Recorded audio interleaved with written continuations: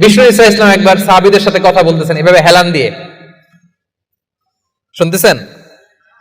বিশ্বনবী হেলান দিয়ে বলেন, আলা উনাব্বিউকুম বিআকবারিল কাবায়ের, সবচেয়ে বড় কবিরা গুনাহ কোনটা তোমরা জানো নাকি? সাহাবারা বললেন, আপনি সবচাইতে ভালো জানেন ইয়া রাসূলুল্লাহ, আপনি বলেন। বিশ্বনবী বললেন, সবচাইতে বড় কবিরা গুনাহ আল্লাহর সাথে শিরক করা, হেলান দিয়ে। 2 নম্বরে উকুকুল ওয়ালিদাইন, মাতা পিতার অবাধ্য হওয়া। 3 নম্বরটা যখন বলবেন হেলান থেকে উঠলেন এভাবে, সিরিয়াস।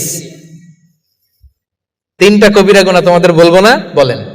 2টা বলছে হেলান দিয়ে, একটা হচ্ছে আল্লাহর সাথে শিরক করা, 2 নাম্বার হচ্ছে মাতা পিতার অবাধ্য হওয়া। 3 নাম্বারটা যখন বলবেন, ওয়াকানা মুত্তাকিয়ান, তিনি হেলান দেওয়া ছিলেন, ফাজালাসা, সিরিয়াস হয়ে বসলেন।